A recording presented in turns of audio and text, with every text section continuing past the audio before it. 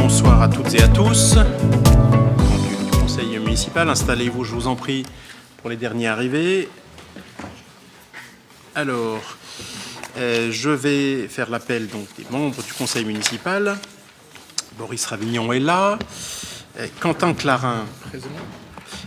Armelle Lequeux. Présente. Salah Chaouchi. Présent. Nathalie Ropsis. Présente. Frédéric Jolion. Présent. Virginie Aïtmadi. Présente. Guillaume Maréchal n'est pas là pour l'instant. Mais son absence ne m'a pas été indiquée. Sandrine Abris. Et la fait effectivement pouvoir à Mickaël Duflox. Aziz Mebarki. Sandrine Millet. Christophe Fievet. Alain Barthélémy. Mickaël Duflox. Patrick Fostier-Gailly. Edith Xarny. Catherine Dejambe est en retard et a fait pouvoir à Ludovic Cunin en attendant. Carole Galtier est excusée, a fait pouvoir à Céline Rouennette. Armelle Grosjean. Marie-Christine Sutter. Véronique Corme. Odile Glacet. Fatia Mendilibanou. Yannick Langrenez. Céline Rouennette. Antonino Mecca. David Cornet. Yacoub Oulmeida. Ludovic Cunin. Pauline Marchal. Cyrielle Guillemin est excusée, a fait pouvoir à Yannick Langrenez. Amel Boudera. Fatih Aliscan. Nassima Itouchen. Eva Tina est en retard et a fait pouvoir à Thomas Donat en attendant. Thomas Donat est présent. Maëlle Cotenay aussi. Daniel Masson. Muriel Laval est présente. Irène Perrin-Toinin. Damien Lerouge. Amandine Palombo. Et Romain Petit-Fils. Très bien. Donc le quorum est de 22 membres est très largement dépassé. Je vais nous inviter à désigner deux secrétaires de séance. En l'occurrence, on va partager entre la majorité et l'opposition. Et donc, est-ce qu'Alain Barthélémy et Muriel Laval accepteraient cette mission ? Oui ? Oui, d'être secrétaire de séance. Merci. Oui, c'est un bonheur qu'on ne refuse pas, Alain. Merci de l'accepter et merci à l'Assemblée de l'approuver. Eh bien, s'il n'y a pas de remarques liminaires, je vous propose qu'on attaque l'ordre du jour. Je l'indique que j'ai reçu un vœu du groupe de Damien Lerouge qui sera examiné à l'issue de notre ordre du jour, quand on aura vu nos 26 points formellement inscrits. Alors, on commence par le premier point, qui est l'approbation du procès-verbal du Conseil municipal du 12 février 2026, certes antérieur au renouvellement municipal, et donc je pourrais comprendre que certains membres qui n'étaient pas élus dans la précédente mandature ne souhaitent pas ou participer au vote ou approuver, ça peut se comprendre, mais est-ce que ça suscite des questions en tout cas ? Je n'en vois pas. Donc, est-ce qu'il y a des gens qui souhaitent ne pas participer au vote ? Non plus. Est-ce que certains souhaitent s'opposer à l'approbation ? S'abstenir ? Non plus. Eh bien, je vous remercie. Alors, le rapport suivant, c'est le procès-verbal du Conseil municipal du 20 mars. Alors, celui-là, c'est effectivement le premier de cette actuelle mandature. Est-ce qu'il suscite des questions ? Non. Qui est contre, qui s'abstient, je vous remercie. Le rapport 3, c'est un rapport classique, je fais cette précision puisqu'on est en début justement de mandat. Vous avez, à l'occasion du Conseil du 20 mars, décidé de déléguer au maire un certain nombre, et à ses adjoints, ou conseillers municipaux délégués d'ailleurs, dans un certain nombre de cas, un certain nombre d'opérations. Donc je vous en rends compte. Donc là, ce que vous avez, c'est un document. Alors sa longueur, son contenu naturellement est variable d'une séance sur l'autre, mais vous y retrouverez à peu de choses près à chaque fois les mêmes décisions, soit les décisions directes du maire, soit les décisions prises en application justement des délégations que vous m'avez accordées. Donc ça peut susciter des questions. Si c'est le cas, je peux les prendre maintenant et puis on vous adressera les éléments. Non ? Bon, s'il n'y a pas de questions sur ce compte-rendu, eh bien, je vous propose que nous en prenions acte. Il n'y a pas de vote, mais voilà, on constate que ça a été examiné. Alors, on attaque une petite série de rapports qui concernent donc l'organisation de nos travaux. Donc des 4 jusqu'à 12, et je vais vous les présenter les uns après les autres. Donc je voudrais remercier l'esprit coopératif des différents groupes qui on s'est parlé avant, donc vous allez le voir ensuite sur les différents groupes, là pas forcément sur les commissions thématiques, mais sur les autres, je pense qu'on a pu gagner du temps et on va pouvoir proposer des listes complètes et sans candidature surnuméraire. Enfin, je ferai naturellement des appels à candidature comme ça doit être fait à chaque fois, mais normalement, on s'est entendu pour que, à la fois, tout le monde soit représenté, présent, impliqué, et qu'on n'ait pas un temps trop long à consacrer à ces opérations. Alors, sur les commissions thématiques, c'est chaque conseiller municipal qui choisit la commission thématique qui l'intéresse. Il y en a donc 4 dans notre municipalité.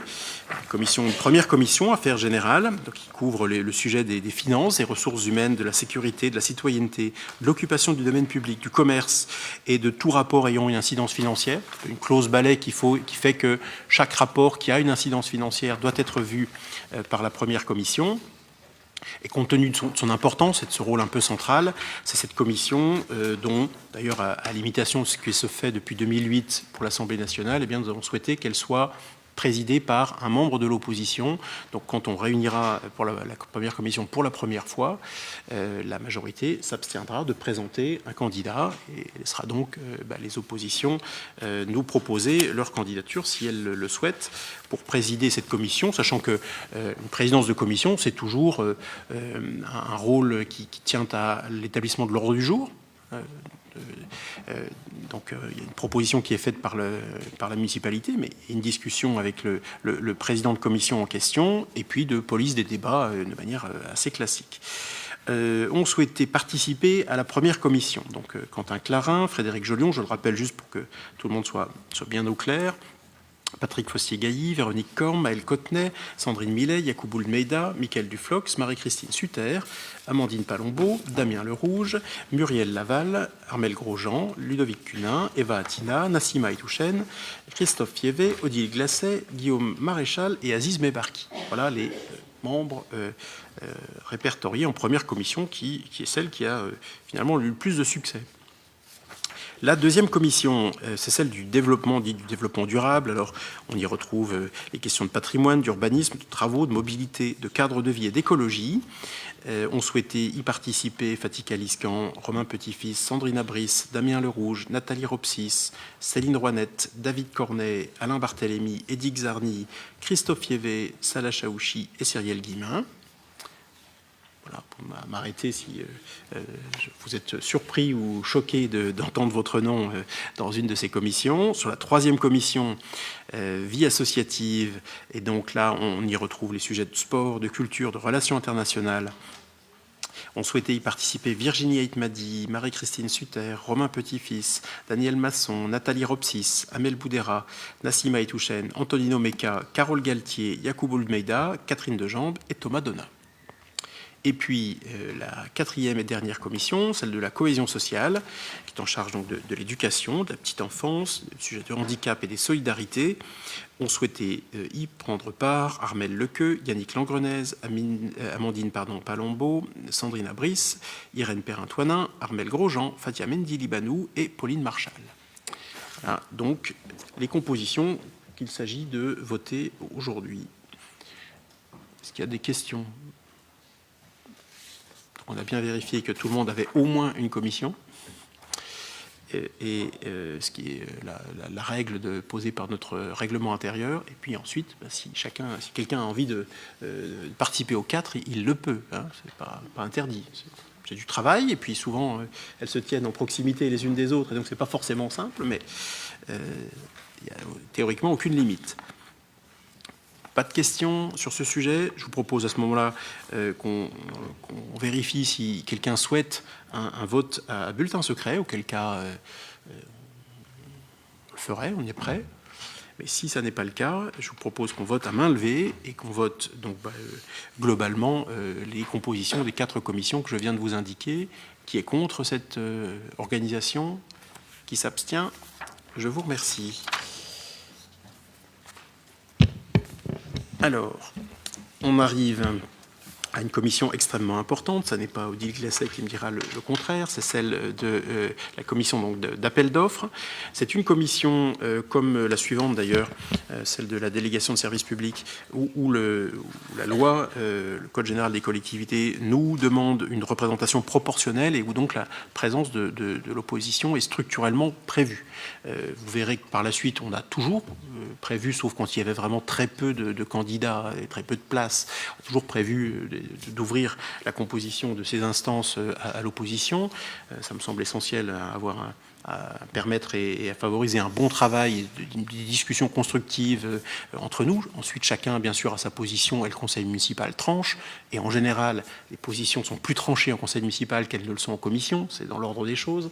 Mais en tout cas, nous avons comme ligne d'ouvrir la composition des commissions. Mais celle-là, mentirais en disant que c'est nous qui le voulons, c'est la loi qui nous l'impose, c'est très bien ainsi qu'il y ait une représentation, y compris de l'opposition, aux commissions d'appel d'offres. Chacun comprend naturellement l'importance que cela a de croiser les regards sur une commission aussi stratégique et puis qui engage la probité, l'honnêteté de la collectivité et la responsabilité pénale de ses dirigeants. Donc je crois qu'on a tous intérêt à ce qui s'y passe soit transparent et compris de tous. Donc, on a établi une liste de candidats titulaires et une liste de candidats suppléants. Donc voilà, ça c'est le travail qui a été fait ces dernières semaines. Dans les titulaires, outre la présence d'Odile Glacet qui représente le maire, Yacoub Oulmeida, Christophe Yévé, Maël Cottenay, Nathalie Ropsis et Muriel Laval ont manifesté leur candidature. Et pour les suppléants, Sandrine Millet, Thomas Donat, Eva Attina, Michael Duflox et donc Damien Lerouge. Voilà les candidatures que j'ai reçues. Est-ce qu'il y a, au-delà de ces candidatures, quelqu'un qui serait candidat? Non. Alors, là encore, sauf s'il y a un souhait de vote bulletin secret, je vous propose que nous votions à main levée. Qui est contre cette proposition? Donc titulaire et suppléant, bien sûr. Qui s'abstient? Je vous remercie. Je crois qu'on a fait, comme on l'a fait d'ailleurs, beaucoup d'entre vous êtes conseillers communautaires, donc on vient aussi de faire ce type de désignation à l'agglomération, on commence à être un tout petit peu rodé, et à l'agglomération, on a fait la même composition pour la CAO, commission d'appel d'offres, et pour la commission des délégations de services publics. Je me souviens qu'à l'agglomération, j'avais expliqué qu'on avait réuni cette commission des délégations de services publics une fois à l'agglomération, pour la délégation des transports, et on ne se souvenait plus de l'avoir réunie à la ville, puisqu'on n'a pas délégué de service public au privé depuis que nous sommes élus, ou alors peut-être en 2014 et encore, je ne sais même pas. En tout cas, on n'a pas eu de consultation de cette... Ah, pour les abattoirs, peut-être, oui, pour le renouvellement de la fermage des abattoirs, oui. Et peut-être pour Q-Park, effectivement, au tout début, lorsqu'on avait la délégation de services publics, mais là, c'était pour reprendre en régie le parking, et donc, bon, c'était une contre-délégation, en fait, une reprise de délégation. Bien, bref, tout ça pour dire qu'on on propose les mêmes personnes, enfin, je crois que ce sont exactement les mêmes personnes, sachant que ça ne rajoute pas énormément de travail, donc je ne redonne pas les noms, mais les mêmes titulaires que la CAO et les mêmes suppléants. Est-ce qu'il y aurait un ou une autre candidature? Non. Est-ce que quelqu'un souhaite un vote à bulletin secret? Je vous remercie de cette ouverture et je vous propose qu'on vote à l'unanimité. Qui est contre? À l'unanimité, à main levée. Oui, enfin, on peut aussi voter à l'unanimité, c'est pas gênant, mais surtout à main levée. Et ça, je peux vous le proposer. Après, vous faites ce que vous voulez. Qui est contre? Qui s'abstient? Merci. Alors, là, elle a un intitulé assez long, Commission consultative des services publics locaux, qui fait qu'entre nous, on l'appelle plutôt la CCSPL. Cette CCSPL, elle examine les comptes rendus des services publics. Et donc là, il y en a un certain nombre. Alors, elle se réunit en général une fois par an, mais rien n'interdirait de faire au fil de l'eau au fur et à mesure que l'on reçoit les rapports de délégation. C'est plutôt un exercice de deuxième partie de l'année, parce qu'il faut le temps, naturellement, que ces rapports soient établis.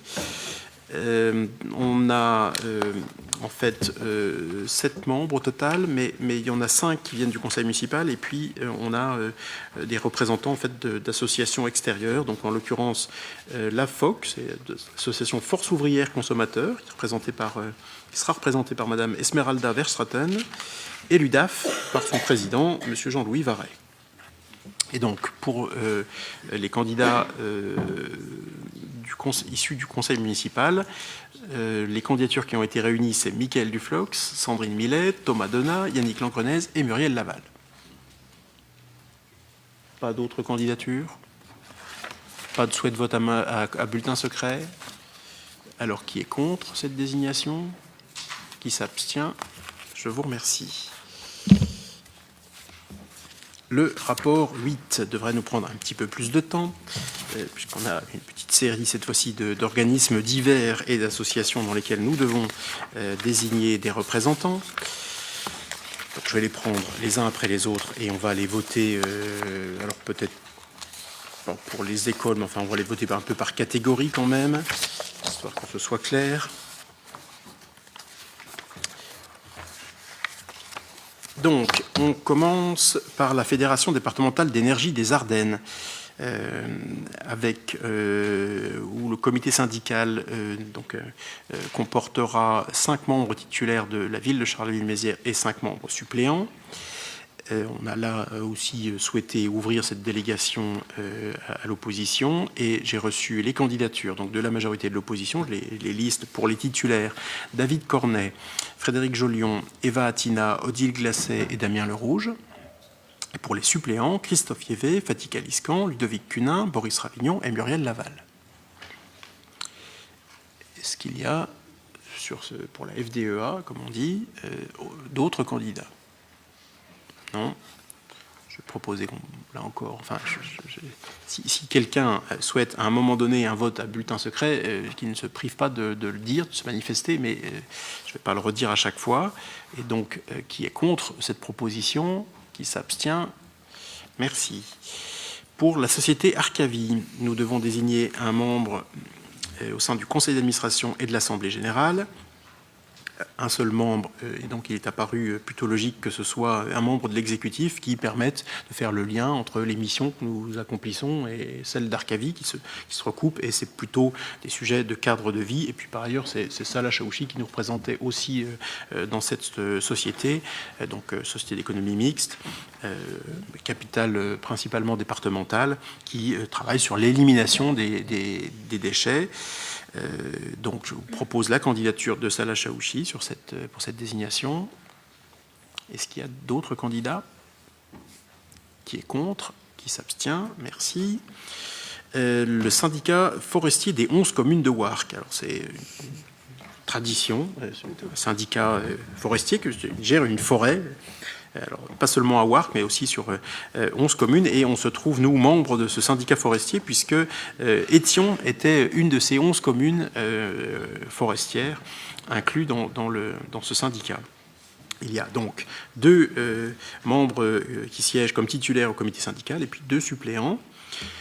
On a là encore proposé 4 personnes de l'ouvrir à l'opposition. C'était d'ailleurs un peu la tradition. Dans le mandat précédent, c'était Sylvain Delarosa, je crois, qui était le représentant de l'opposition comme suppléant dans ce syndicat. Donc, comme membre titulaire, je vous propose Salah Chaouchi et Catherine Dejambes, et comme membre suppléant, Christophe Yévé et Daniel Masson. Est-ce qu'il y aurait d'autres candidatures? Non. Qui est contre? Qui s'abstient? Je vous remercie. Pour le parc naturel régional des Ardennes, là aussi, on a désigné un titulaire, un suppléant. On a plutôt opté pour des gens dont l'implication dans l'exécutif les rapproche des missions accomplies par le parc naturel régional des Ardennes. Et donc, je vous propose sans grande surprise comme membre titulaire Salah Chaouchi et comme suppléant David Cornet, qui est notre conseiller municipal délégué aux travaux. Est-ce qu'il y aurait d'autres candidatures? Non. Qui est contre? Qui s'abstient? Je vous remercie. Pour le Centre de gestion de la fonction publique des Ardennes. Donc là, on est sur les questions de gestion des ressources humaines et d'organisation du dialogue social. 2 titulaires, 2 suppléants. On a là proposé, compte tenu des liens là, plus étroits qu'il y a avec la fonction de gestion du personnel qui revient à l'exécutif, 2 titulaires et 2 suppléants issus de la majorité, en l'occurrence Mickaël Duflox, Armel Grosjean, comme titulaire, et comme suppléant Nathalie Ropsis et Marie-Christine Sutter. Est-ce que quelqu'un voudrait absolument, outre ces personnes, siéger au Centre de gestion de la fonction publique? Non. Qui est contre? Qui s'abstient? Je vous remercie. Pour la SPL XDMAT. Alors, c'est quoi la SPL XDMAT? Société publique locale XDMAT. C'est une initiative auboise à l'origine. Des collectivités se sont rapprochées pour créer en fait le système informatique qui permet de dématérialiser la gestion des dossiers internes aux administrations, en l'occurrence surtout aux collectivités, blocs communaux, départements. Je ne sais pas si certaines régions utilisent ce système. C'est un système extrêmement efficace qui nous permet aussi de transmettre nos actes. Par exemple, les délibérations que nous allons approuver sont transmises ainsi à la préfecture via ce système. Et on doit donc avoir un représentant au conseil d'administration de la société publique locale, compte tenu plutôt des liens que nous avons, du volume de sujets en lien avec les ressources humaines. Je vous propose la candidature de Sandrine Millet, notre adjointe en charge des ressources humaines. Pas d'autres candidatures? Qui est contre? Qui s'abstient? La SPL Mercure, c'est une société publique locale qui investit dans de l'immobilier commercial, notamment elle qui nous a permis de réimplanter un étau sur le quartier de la Ronde Couture. Donc une société importante qui associe la ville de Charleville-Mézières, celle de Nouzonville, celle de Sedan, celle de Vrigne-aux-Bois et l'agglomération. Un dirigeant et un administrateur, et donc c'est Marie-Christine, c'est la même personne, qui sera à la fois administratrice et peut-être dirigeante, qui est Marie-Christine Sutter, gare à ses responsabilités en matière de commerce. Bonsoir Sandrina. Pas d'autres candidatures? Qui est contre? Qui s'abstient? Je vous remercie. La commission locale du site patrimonial remarquable. Le site patrimonial remarquable, c'est un périmètre de Charleville, du centre de Charleville, qui comprend aussi tout le Courbriand, l'avenue d'Arche et le Vieux-Mézières. Et sur ce site patrimonial remarquable, caractéristique principale, particulière, outre le contrôle que l'ABF exerce sur tous les travaux qui touchent les bâtiments, c'est que les propriétaires peuvent bénéficier du dispositif Malraux, donc qui permet d'impacter sur ses revenus les travaux qu'on réalise dans son habitat, donc des propriétaires. Donc c'est un site, un secteur protégé et valorisé. Eh bien, il y a une commission locale qui suit régulièrement, notamment quand il y a des évolutions de ce site patrimonial remarquable. Et donc, il est présidé par le maire et comporte 3 membres titulaires de la ville, 3 membres suppléants. J'ai reçu les candidatures de Nathalie Ropsis, de Marie-Christine Sutter, de Christophe Fievet comme titulaire et comme suppléant de Yannick Langrenès, Fatih Aliscan et Guillaume Maréchal. Est-ce qu'il y aurait d'autres candidats? Non. Qui est contre? Qui s'abstient? Merci.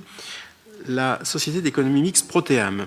Alors ça, c'est une société d'économie mixte qui signifie qu'il n'y a pas que des partenaires publics au capital, il y a en l'occurrence aussi des banques privées, et qui réalisent un certain nombre de travaux.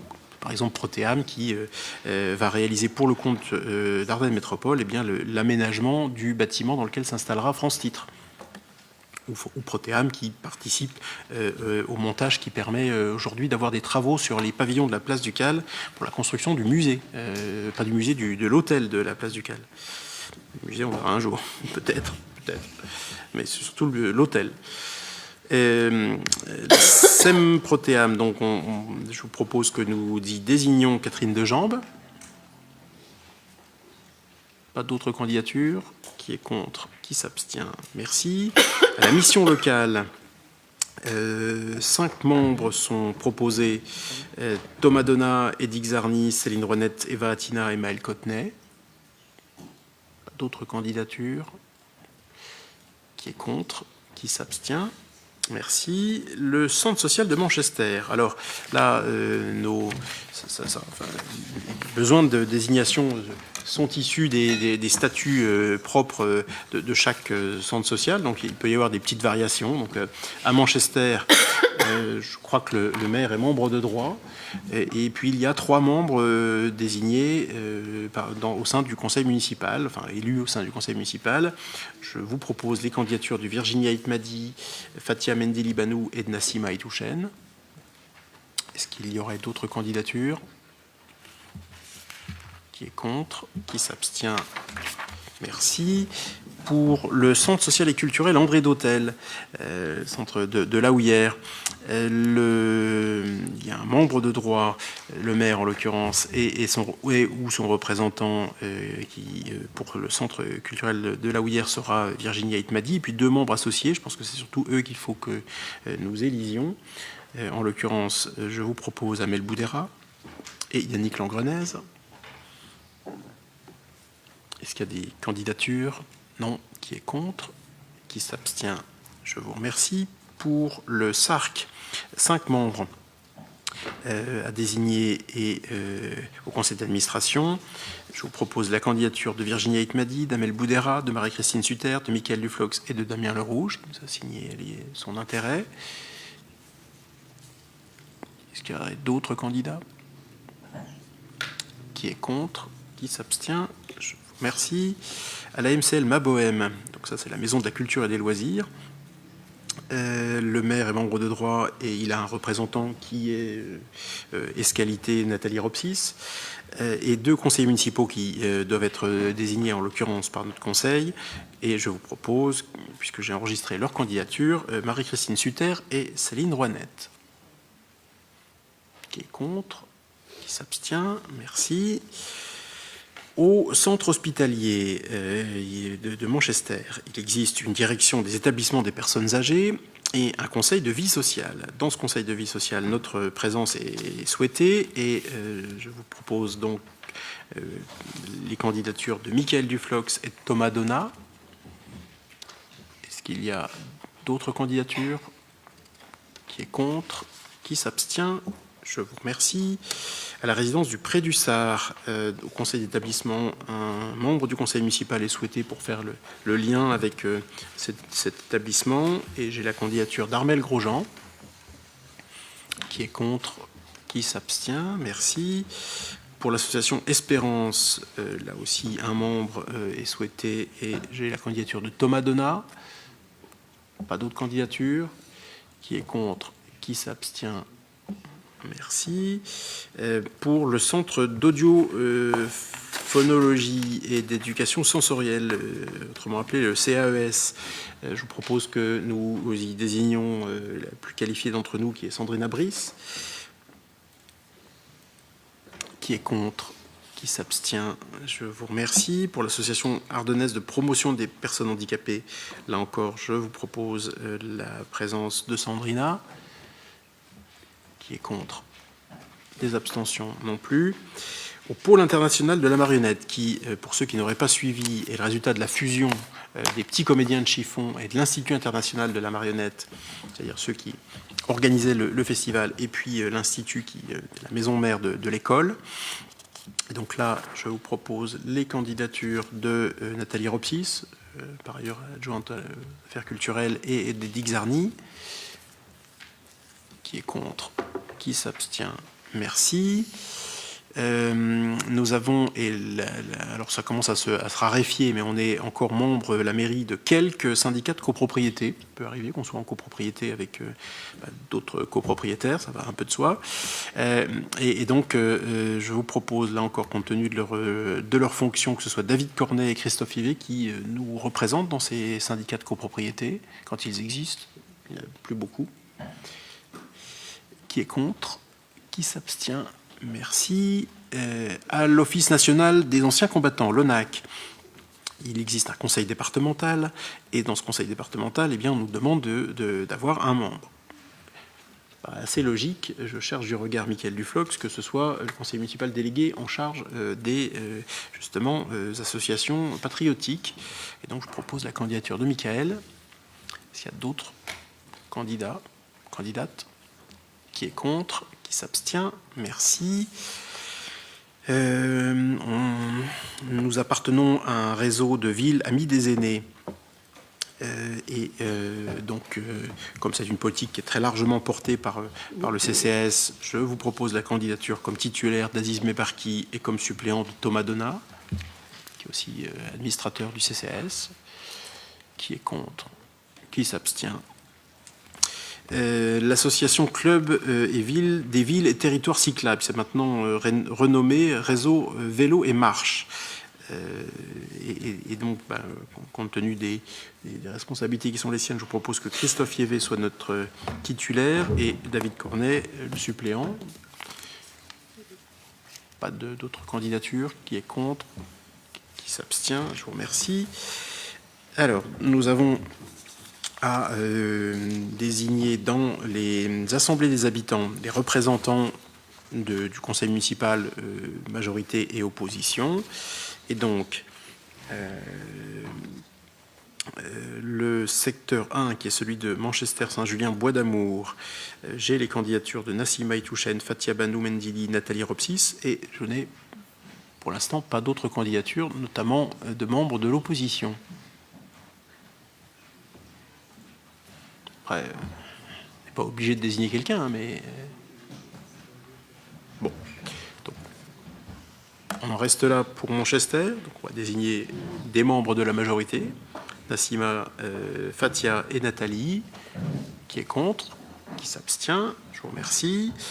Pour le secteur 2, la Houillère, la Bosse d'Étion, Étion, la Bellevue du Nord, le Clopole, 3 membres de la majorité et un siège représentant les groupes minoritaires. Donc, dans la majorité, j'ai Yannick Langrenez, Maël Cotenay, Catherine Dejambes. Et puis, dans l'opposition, Damien Lerouge. Pas de regret. Qui est contre? Qui s'abstient? Merci.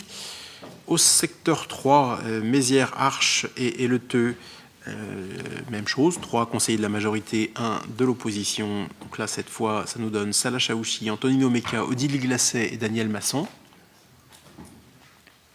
Pas d'autres candidatures divergentes? Non. Qui est contre? Qui s'abstient? Pour le secteur 4, ça c'est Charleville-Centre et Moncy-Saint-Pierre. Donc là, nous avons un sujet de désignation à opérer, puisqu'on a 3 membres de la majorité. Ça, c'est ce que prévoit la charte des assemblées des habitants. Et donc, c'est Antonio Mecca, Armel Lequeux, Frédéric Jolion. Et en revanche, pour le siège réservé aux représentants des groupes minoritaires du conseil municipal, j'ai Irène Perrin-Toinin ou Romain Petit-Fils. Alors, est-ce que l'un et l'autre maintiennent leur candidature? Oui. Bon. Alors, s'agissant d'une représentation des groupes minoritaires, je vous propose que on passe aux voix. Là, il y a besoin de... mais je crois que, puisque nous, concerne la majorité, nous n'avons pas à prendre part à cette élection-là. On va donc s'abstenir. Je suggère à mes collègues que nous nous abstenions sur cette désignation et qu'on laisse les groupes minoritaires décider entre eux de leur représentation. Donc on a cette difficulté sur le secteur 4. Je l'indique qu'on l'a aussi la même sur le secteur 5, où cette fois la majorité propose de désigner Yannick Langrenez, Marie-Christine Sutter, Armel Grosjean et pour le poste ouvert aux minoritaires, Muriel Laval et Romain Petit-Fils. Là encore, Muriel Laval et Romain Petit-Fils maintiennent leur candidature. Très bien. Bon. Alors, est-ce que quelqu'un souhaite qu'on vote à bulletin secret? Non? Alors, on va s'occuper d'abord du secteur 4. Sur ce secteur 4, donc, je vais mettre aux voix successivement les deux candidatures. Donc, s'agissant de la candidature d'Irène Perrin-Toinin, qui est pour cette candidature? Voilà. Qui s'abstient? Il n'y en a qu'au pas suivi. Bon. Après, qui est contre la candidature d'Irène Perrin-Toinin? Voilà. Alors, alors, on peut maintenant passer à la candidature de Romain Petit-Fils. Qui est pour la candidature de Romain Petit-Fils? Qui s'abstient? Qui est contre? Très bien. Donc, c'est Irène Perrin-Toinin qui va représenter les minoritaires. S'agissant du secteur 5... Pardon? Ah oui, on n'a pas fait pour la majorité. Eh bien, on va alors proposer qu'on acte la représentation de la majorité que j'ai indiquée tout à l'heure, qui est contre, qui s'abstient. Pour le secteur 5, donc, je vais remettre, donc on va faire la même chose pour les candidatures de Muriel Laval et de Romain Petit-Fils. Pour la candidature de Muriel Laval, qui est pour? Qui s'abstient? Qui est contre? Voilà. Pour Romain Petit-Fils, qui est pour? Qui s'abstient? Voilà. Qui est contre? C'est noté. Bien. Et donc, c'est Muriel Laval qui va représenter dans le secteur 5 les minoritaires. Et puis, je propose que nous actions la représentation de la majorité. Donc, je ne sais pas si je l'ai indiqué, Yannick Langrenez, Marie-Christine Sutter et Armelle Grosjean. Qui est contre? Qui s'abstient? Je vous remercie. Pour les conseils de crèche, je vous propose 2 titulaires et 2 suppléants. Non, 2 titulaires à chaque fois, pardon, excusez-moi, comme c'est. Mais ce ne sont pas les mêmes crèches. Donc, dans les crèches Simone Veil, Gonzague et Harard, 2 titulaires, Armelle Lequeux, Catherine Dejambes. Qui est contre? Qui s'abstient? Je vous remercie. Pour les crèches Féroul, Mésange et de la Maison de la Petite Enfance, Armelle Lequeux et Armelle Grosjean. Qui est contre? Qui s'abstient? Merci. Alors, on attaque maintenant les écoles maternelles et les écoles élémentaires, représentation dans les conseils d'école. Donc, je vais vous donner lecture des propositions qui sont faites. Et on n'avait pas recueilli d'autres candidatures alternatives, mais on verra ça ensuite. Je vous indique donc à l'école des Capucines, le premier nom que je donnerai titulaire, le second suppléant, donc Armelle Lequeux, Armelle Grosjean, Castris, Armelle Grosjean, Armelle Lequeux, Colibri, Armelle Lequeux, Armelle Grosjean, Liégeois, attention, il y a un changement, Armelle Grosjean, Cyrielle Guillemin, Muguet, Armelle Grosjean, Armelle... alors... Non, ça peut pas être... Armelle Grosjean, tu ne peux pas être titulaire et suppléante. Donc il faut que ce soit Armelle Lequeux et Armelle Grosjean. Il y a des limites au cumul quand même, Armelle. Hein. Pierre Viennot, Armelle Grosjean, Armelle Lequeux. Vautelet, Armelle Grosjean, Armelle Lequeux. Pour les écoles élémentaires, à Brossolette, Armelle Lequeux, Armelle Grosjean. Pour les Capucines, Armelle Lequeux, Édith Zarny. Pour Croizat, Armelle Grosjean, Armelle Lequeux. Pour Étion, Armelle Grosjean, Yannick Langrenez. Pour Pierre Mendès France, Armelle Lequeux, Armelle Grosjean. Pour Pierre Viennot, donc là, Pierre Viennot élémentaire, Armelle Grosjean, Armelle Lequeux. Pour Saint-Julien, Armelle Lequeux, Armelle Grosjean. Pour Henri Thomas, Armelle Grosjean, Armelle Lequeux. Pour Jules Verne, Armelle Lequeux, Maëlle Cottenay. Et on a des groupes scolaires, Bronner, groupe scolaire Bronner, Armelle Grosjean, Armelle Lequeux, Caco, Armelle Lequeux, Armelle Grosjean, Citadelle, Armelle Grosjean, Armelle Lequeux,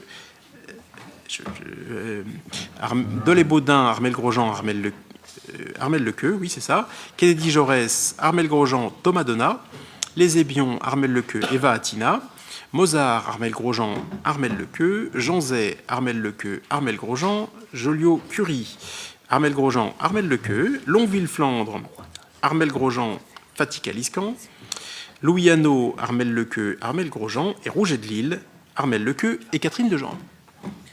Voilà les propositions que je vous fais. Après ça, il y avait Salah Chaouchi en plus, parce qu'il a un projet. Ah, alors, oui, mais comme quoi, comme suppléant alors? Oui. Donc tu n'y es pas comme suppléant. Je mets ça là. Parce qu'il a un projet en titulaire. Armelle Grosjean, Salah Chaouchi. Parfait. Est-ce qu'il y a des candidatures autres que ce que je propose, je viens de vous énoncer ici? Non. Est-ce qu'on peut mettre aux voix cette représentation? Qui est contre? Qui s'abstient? Merci. Pour les écoles privées, on a à l'école Notre-Dame Armelle Lequeux qui est candidate. À l'école Sainte-Anne, Armelle Lequeux et comme suppléante Carole Galtier. Et pour Saint-Rémy, Armelle Lequeux. Pas d'opposition, pas d'abstention, je vous remercie. On a désigné aussi des représentants dans les collèges de notre ville, collèges et lycées, comme vous le voyez. Ensuite, au collège Bayard, alors on a à chaque fois un titulaire, un suppléant. Au collège Bayard, je vous propose Michael Duflox, suppléant, Yannick Langrenez. Je continue, je vais donner toutes les candidatures et puis on verra ensuite s'il y a quelqu'un d'autre qui souhaite être présent. Le collège Jean Massé, donc Ludovic Cunin, Maël Cotenay. Le collège Arthur Rimbaud, Thomas Donat, David Cornet. Le collège Léo Lagrange, Marie-Christine Sutter, Armelle Grosjean. Le collège Rouget de Lille, Fatia Mendilibanou, Céline Rouanette.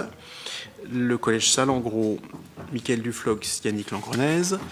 Le collège Scamaroni, Nassima Itouchen, Fatia Banou Mendili. Mendili Banou, c'est pareil? Bon, d'accord. Parfois c'est dans un sens et parfois dans l'autre. C'est mystérieux. Ah oui. Bon. Pas de remarques, pas de questions ou de candidatures? Non. Je vous propose qu'on valide dans les collèges cette représentation. Qui est contre? Qui s'abstient? Pour les lycées, au lycée Charles de Gonzague, un titulaire, un suppléant, en l'occurrence Michael Duflox, Nathalie Ropsis. Au lycée Chanzy, un titulaire, un suppléant, Thomas Donat, Eva Atina. Au lycée Monge, Salah Chaouchi, Nassima Itouchen. Au lycée Sévigné, Maël Cotenay, Marie-Christine Sutter. À François Bazin, Yannick Langrenez et Sandrine Millet. Pas d'oubli ou d'erreur? Qui est contre? Qui s'abstient? Bien, je vous remercie. Et nous en avons terminé avec les organismes divers et associations. Donc, on poursuit. On arrive sur des commissions consultatives. Donc là, on est sur le rapport 9 sur la commission locale de l'Arbre. Donc, cette commission, elle était jusqu'à présent composée de 20 membres. Et on avait la présence, je crois, on veut en fait permettre que l'adjoint en charge de l'urbanisme, enfin c'est son appellation, mais il n'a pas que l'urbanisme dans ses attributions, Christophe, puisse y siéger. Donc on va ajouter ça dans la liste des membres.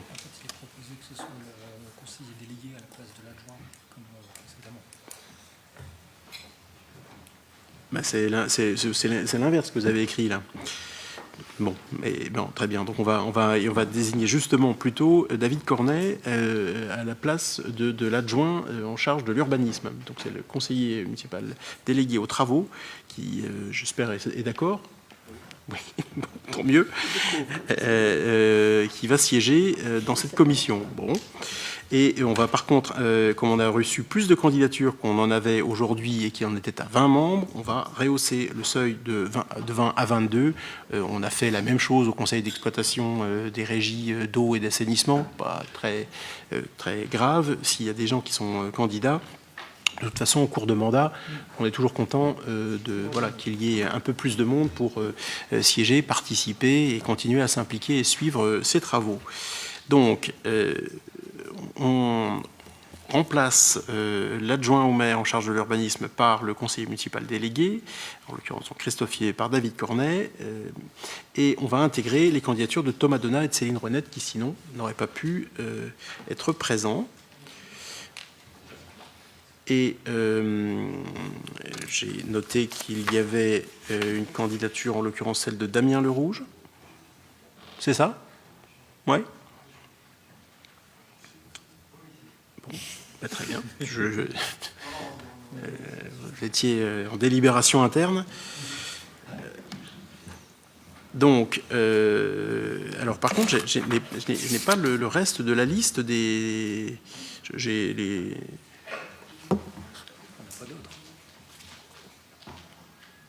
il y a 20 membres. Il y a les membres des assemblées des habitants, il y a l'ONF. Et on a seulement 2 conseillers municipaux. Bon, d'accord. Donc, je vous redonne la composition. Hein. Le président de la commission, le maire ou son représentant, en l'occurrence Salah Chaouchi, un conseiller municipal représentant les groupes minoritaires. Donc là, a priori, on a la candidature de Damien Lerouge, un représentant de chacune des assemblées des habitants. Des habitants qui se proposent spontanément, qui sont intéressés par la thématique, donc, dont on arrêtera la composition ultérieurement, des représentants des structures extérieures, l'ONF, Nature et Avenir, le lycée des Balcons de Meuse, donc enfin, c'est le lycée de Saint-Laurent, et le PNR des Ardennes, ainsi que des techniciens de la ville de Charleville-Mézières pour 3 membres. Et donc on rajoute effectivement 2 membres conseillers municipaux pour Thomas et Céline. Vous avez fait part de leurs souhaits. Avec cette composition, est-ce qu'il y a des oppositions? Des abstentions? Eh bien, nous avons validé la commission locale de l'Arbre qui va de nouveau pouvoir se réunir. Nous en venons maintenant à la commission funéraire. Donc, c'est une commission... dont il ne faut absolument pas sous-estimer l'importance. On doit, en l'occurrence, y désigner 5 conseillers municipaux. Je vous propose, puisque j'ai reçu des candidatures, mais il y a aussi des présences qui sont légitimes par rapport aux responsabilités exercées. Quentin Clarin, Véronique Corme, ça me semble être tout à fait le cas. Christophe Fievé aussi, puisqu'il y a quand même en général quelques travaux à faire à l'issue. Michael Duflox aime bien cette commission, je crois. Et Romain Petit-Fils, qui est candidat. Est-ce qu'il y aurait d'autres candidatures? Je n'en vois pas. Et donc, je vous propose que nous actions cette composition. Qui est contre? Qui s'abstient? Je vous remercie. Ça, c'était le rapport 10. On prend le rapport 11 qui concerne donc les membres du comité consultatif pour les questions commerciales. Alors, tous les comités, même si le mot consultatif n'y est pas, sont consultatifs. Pour autant... ça ne diminue pas, je crois, l'importance qui est la leur. En général, ce qui passe en commission funéraire, on le suit scrupuleusement, et c'est la même chose pour le comité consultatif des questions commerciales. Ce qu'on présente au conseil, aux commerçants dans ce comité consultatif, eh bien, c'est en général ce qu'on s'apprête à décider ensuite. Donc, le fait que ce soit consultatif et que ce soit précisé là n'a pas d'importance particulière. Il y a 7 élus du conseil municipal dans ce comité consultatif. 7 personnes à désigner. Je vous propose que Guillaume Maréchal et Marie-Christine Sutter y soient de manière un peu nécessaire, compte tenu de leurs responsabilités. Souhaitent y être Frédéric Jolion, Cyrielle Guillemin, Sandrine Abris, qui, je crois, veut s'investir dans les questions d'accessibilité, justement, des commerces, et Yannick Langrenez, qui connaît un peu le sujet des ERP. Et puis, on a donc une proposition d'un poste ouvert à l'opposition dans ce comité consultatif qui, pour l'instant, n'a pas trouvé preneur. Daniel Masson? Très bien. Avec cette composition, est-ce qu'il y aurait des oppositions? Des abstentions? Je vous remercie. Là encore, le comité va pouvoir se réunir prochainement. On poursuit avec un autre comité consultatif, cette fois-ci pour les questions d'animation et les événements structurants, Il est lui aussi composé de 7 élus issus du conseil municipal, dont un représentant des groupes minoritaires. Et je vous propose que, alors, Thomas Donat. Ah oui, effectivement, on a, puisque on avait une candidature de plus, donc on propose effectivement d'élargir, de passer de 7 à 8 le nombre d'élus qui représentent la municipalité dans ce conseil consultatif, sachant qu'il y a ensuite un représentant de l'union commerciale, des vitrines de Charleville, des représentants d'associations de quartier quand elles existent, des représentants du syndicat des cafetiers, un représentant d'un syndicat de commerçants, j'imagine ça doit être la CCI, et puis un représentant de l'agence départementale du tourisme. Donc, on va élargir de 7 à 8, première décision, le nombre d'élus appelés à siéger. Est-ce que ça suscite une opposition? Non. L'abstention non plus. Et donc, la liste des représentants pourrait être pour le conseil municipal Thomas Donat, Sandrine Abris, Michael Duflox, Christophe Fievé, Maël Cotenay, Eva Attina, Marie-Christine Sutter et Muriel Laval. Pas d'autres candidats? Qui est contre? Qui s'abstient? Je vous remercie. On va continuer à installer des commissions importantes, mais je vais passer la parole, puisqu'il s'agit de sujets financiers, à notre adjoint aux finances, Frédéric Jolion. Merci Monsieur le maire. Donc on va commencer par la commission communale des impôts directs, une commission de justice fiscale qui examine notamment les bases d'imposition. Donc là, il ne s'agit pas de voter la composition, mais de voter les propositions qui vont être faites à la direction départementale des finances publiques, qui va vérifier évidemment notamment si les personnes ont plus de 18 ans, ça je peux vous assurer que nous en sommes absolument certains, et qu'elles sont notamment contribuables de la ville de Charleville-Mézières, ce qui paraît logique. Il nous est proposé de proposer en fait 3 listes, une liste de titulaires, une liste de suppléants, et puis une liste complémentaire que j'appelle les volontaires inutiles parce qu'ils n'ont absolument aucune chance de siéger dans cette commission. Mais nous devons tout de même la proposer. Le plus important, évidemment, ce sont les titulaires qui sont composés, donc outre de moi-même qui ne suis pas commissaire, de membres du conseil municipal, Edith Zarny, Michael Duflox, Nathalie Ropsis, Sandrine Millet, et puis d'anciens élus, Hervé Bécriche, Françoise Anotin, André Marquet et notre ancien maire, Philippe Paya. Voilà, monsieur le maire. Merci. Est-ce qu'il y a des questions sur cette proposition qui vous est faite? Non. Qui est contre? Qui s'abstient? Je vous remercie. Le rapport 14, c'était la commission intercommunale des impôts directs. Frédéric Jolion, toujours. Oui, cette fois-ci, donc, comme son nom l'indique, une commission qui va être l'objet de nomination au Conseil communautaire d'Ardennes Métropole. La ville de Charleville-Mézières dispose de 2 sièges et il vous est proposé cette fois-ci, donc c'est le pendant de la commission communale, mais cette fois-ci pour les locaux professionnels, de nommer nos collègues Sandrine Millet et Michael Duflox. Merci. Est-ce qu'il y a des questions, des remarques? Qui est contre? Qui s'abstient? Je vous remercie. On passe au règlement budgétaire et financier qu'on va vous proposer d'adopter. Oui, merci Monsieur le maire. C'est donc le pendant d'un rapport que nous avons, pour certaines et certains d'entre nous, adopté au dernier conseil communautaire d'Ardennes Métropole. C'est un document qui peut présenter un certain intérêt, notamment pour les nouveaux conseillers municipaux, et qui permet, si vous confondez encore les autorisations de programme et les autorisations d'engagement ou le mandatement et l'ordonnancement, ce qui évidemment pour les anciens élus ne pose absolument aucune difficulté, mais pour les nouveaux ça peut éventuellement poser problème.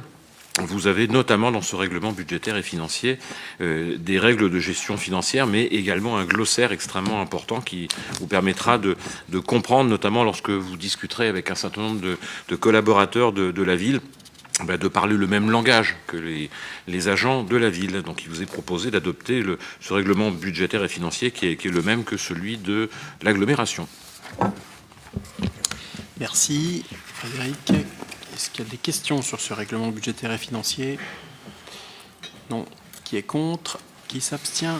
Je vous remercie. Le rapport 16, c'est l'instauration d'une taxe sur la vacance des locaux d'habitation. Alors, ce n'est pas une novation, plutôt comme c'est une taxe qui existait et qu'elle est transformée par le législateur, il faut que nous délibérions. Oui, tout à Frédéric. fait, monsieur le maire. C'est une taxe qui existe depuis 2008, alors qui ne vise pas à embêter évidemment les propriétaires bailleurs, mais à faire en sorte que si un logement est vacant et qu'il a vocation à être mis sur le marché de immobilier, qu'il le soit, et donc les habitants puissent trouver plus facilement des logements pour se loger. La taxe qui existait s'appelait la THLV. Il se trouve que la loi de finances l'a transformée en TLVH, au-delà du changement d'acronyme. C'est une petit assouplissement. Jusqu'ici, on était assez corseté pour cette THLV, puisque notamment le taux devait être absolument celui de la taxe d'habitation sur les résidences secondaires. Et nous aurons un petit peu plus de souplesse. On verra ça un peu plus loin dans l'année, vraisemblablement à la rentrée. On pourra fixer le taux plus librement. Donc le but n'est pas évidemment d'embêter les propriétaires bailleurs. Si vous êtes propriétaire d'un logement et que vous n'avez pas depuis quelques mois un locataire, vous ne paierez évidemment pas cette taxe. Vous ne la payez que si le logement est vide depuis 2 ans. Donc là, quand il y a une vraie volonté de ne pas louer un logement alors qu'il répond aux critères de décence qui permettrait de le mettre sur le marché. Donc il vous est proposé une délibération de principe de poursuivre au-delà de 2026 la taxe sur la vacance des locaux d'habitation.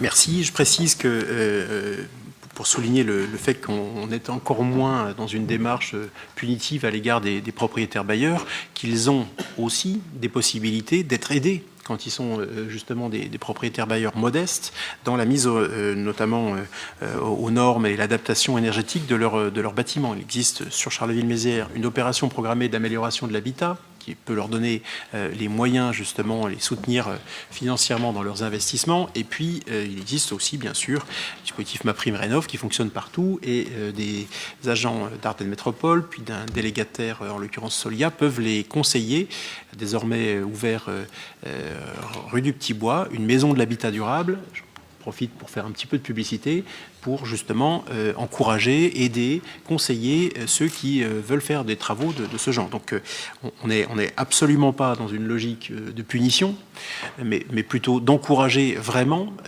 L'objectif, c'est à la limite que cette taxe ne soit pas payée, parce que l'objectif, c'est qu'il n'y ait pas de logement correct vacants sur Charleville-Mézières. Et j'observe, quand on regarde les locaux taxés, qu'après une progression jusqu'en 2024, eh bien, on est maintenant plutôt en baisse, ce qui pourrait donner effectivement l'indication qu'il y a effectivement un travail de rénovation et donc de remise sur le marché de ces logements qui se fait. C'est exactement ce qu'on voulait, donc je crois plutôt un outil utile.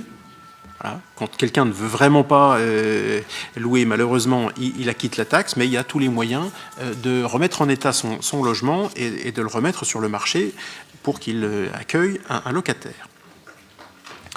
Est-ce qu'il y a des questions sur ce dispositif? Qui est contre? Qui s'abstient? Je vous remercie. Alors, le fameux compte 6232. Est-ce que tu peux nous aider à lever le mystère, Frédéric? Oui, merci monsieur le maire. Délibération hautement importante. Il y a un compte 6232 dans notre comptabilité publique où on y insère tout ce qui concerne nos fêtes, nos cérémonies, nos actions de relations publiques. Et nous devons voter une délibération qui, par volonté, j'imagine, de transparence vis-à-vis du comptable public, précise exactement ce que nous souhaitons imputer à ce compte 6232. Et le rapport vous indique que nous souhaitons bien évidemment y mettre les dépenses de prestations servies lors de nos différentes cérémonies ou inaugurations ou lors des vœux, différents frais de repas, et puis tout type de cadeaux, de fleurs, de bouquets, de gravures que nous pouvons offrir notamment lors malheureusement des décès ou des départs en retraite, des mutations, ou lors des réceptions officielles. Et si vous votez donc ce rapport, nous communiquerons donc au comptable public ce que nous mettrons donc dorénavant dans ce compte 6232. Et ce compte 6232, là, c'est juste la définition comptable de ce qu'on va y mettre. Il fait l'objet, naturellement, d'un vote au moment du budget, et il peut faire l'objet de toutes les interrogations que vous souhaitez sur le détail des dépenses mandatées. Est-ce que sur cette définition comptable du 6232, nous pouvons être d'accord? Qui est contre? Qui s'abstient? Je vous remercie. Alors, on sollicite l'autorisation de recouvrer des intérêts moratoires à l'égard de l'État. De quoi s'agit-il? Oui, parce que nous avons, en tant que collectivité, l'obligation de payer nos fournisseurs sous 30 jours. Ce qui suppose des procédures à mettre en place, qui sont évidemment mises en place. Lorsque nous payons nos fournisseurs en retard, nous leur devons des intérêts moratoires. Des intérêts moratoires qui peuvent coûter relativement cher, si notamment la facture qui nous est présentée est une facture importante ou que le retard est évidemment un peu important. Les intérêts moratoires, évidemment, sont payés par la ville, et lorsque ce sont nos services qui sont responsables, évidemment, on prend en charge, évidemment, cette dépense et on met en place des mesures correctives pour que ça ne se reproduise pas, mais il est normal à ce moment-là que ce soit une charge de fonctionnement. Par contre, vous savez qu'en France, on a un double système, un ordonnateur et un comptable. Nous sommes l'ordonnateur, nous donnons l'ordre de payer, et puis le comptable public, c'est-à-dire l'État, paye pour le compte de la commune. Et donc, il a une petite partie de vérification de travail à effectuer. Et lorsque le retard est lié au comptable public, les intérêts moratoires sont à notre charge, bien évidemment, mais il n'est pas normal qu'ils restent à notre charge. Et donc, ce rapport vise à ce que vous m'autorisiez à me retourner contre le comptable public, à discuter avec lui, à lui faire reconnaître que c'est lui qui était en retard et donc que les intérêts moratoires doivent être remboursés à la commune, ce qui me paraît normal. C'est pas une hypothèse d'école, puisque si vous m'autorisez à le faire dès la semaine prochaine, il faut peut-être pas la semaine prochaine, elle est un peu compliquée la semaine prochaine, mais dans 15 jours, on prendra attache auprès du comptable public pour essayer de faire rembourser quelques sommes qui ne se comptent pas en dizaines ou en centaines d'euros. Voilà, monsieur le maire. Merci Frédéric. Et bon, écoutez, on verra si, quand il y a des délais excessifs, on parvient à recouvrer effectivement ces sommes. Est-ce qu'il y a des questions? Non? Qui est contre? Qui s'abstient? Je vous remercie. Alors, petite modification sur un bail de location amiable du droit de chasse. Salah Chaouchi. Merci, monsieur le maire. C'est un dossier qui, comme vous l'avez dit, concerne un bail de location. C'est l'arbre qui cache la forêt, puisque la commune de Charleville-Mézières est propriétaire de forêts communales. Il serait peut-être intéressant de les faire découvrir, notamment en volume, puisque nous avons 122,27 hectares situés dans les territoires communaux d'Aiglemont, Nouzonville, Charleville-Mézières, la Grande Ville et Moncy-Notre-Dame. Donc ces forêts sont dotées d'un plan d'aménagement forestier rédigé par l'ONF. Ce dossier concerne le lot numéro 2, puisque le lot numéro 1 et le lot numéro 3 arriveront à échéance en 2031, donc nous aurons l'occasion de les voir dans le futur. Mais le lot numéro 2 arrive à échéance le 31 août 2026, et cette date-là n'est pas en corrélation avec le plan de chasse, puisque la date de clôture des dossiers est au 10 mars, ce qui veut dire que le locataire ne pourra pas profiter évidemment de son droit de chasse. Donc ce dossier va lui permettre d'étendre ce droit de chasse d'une période du 1er septembre 2026 au 28 février 2027. Comme ça, il sera en corrélation avec le calendrier de chasse. Et considérant ces éléments, il est proposé au conseil municipal d'approuver la prolongation du bail de chasse du lot numéro 2 de la période du 1er septembre 2026 au 28 février 2027 et d'autoriser monsieur le maire à signer l'avenant du bail initial de monsieur Pinson, Jean-Claude, pour la location du droit de chasse numéro 2. Je rappelle que ces droits de chasse nous amènent une petite recette de 1 729,05 € par an. Voilà. Bien. Et ensuite, on pourra procéder pour remettre en adjudication ce lot numéro 2, puisqu'il sera arrivé à échéance. Vous avez vu que les autres lots sont des échéances plus lointaines. C'est en 2031 seulement que nous aurons à en connaître. Est-ce qu'il y a des questions sur ce petit aménagement, effectivement, qui permet qu'on aille jusqu'au bout de la période de chasse? C'est ça, hein, Patrick, le 28 février, c'est la fin de la période. Non, on m'a pas entendu. C'est pas grave. Le 28 février, c'est la fin de la période de chasse, c'est ça? Oui, c'est ça. Donc on va jusqu'à la fin de la période. OK. Pas d'autres remarques, questions? Non. Qui est contre? Qui s'abstient? Je vous remercie.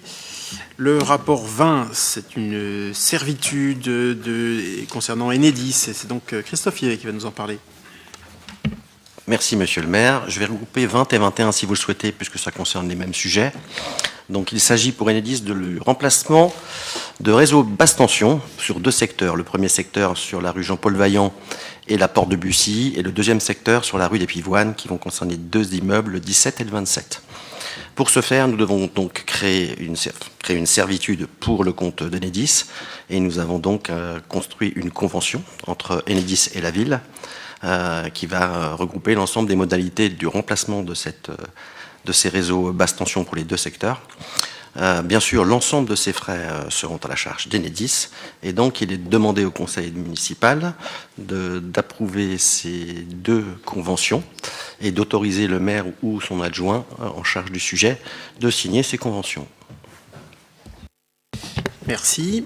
Alors, on va les voter malgré tout successivement. Est-ce qu'il y a des questions sur celle du rapport 20, c'est-à-dire Jean-Paul Vaillant et Port-Bussy?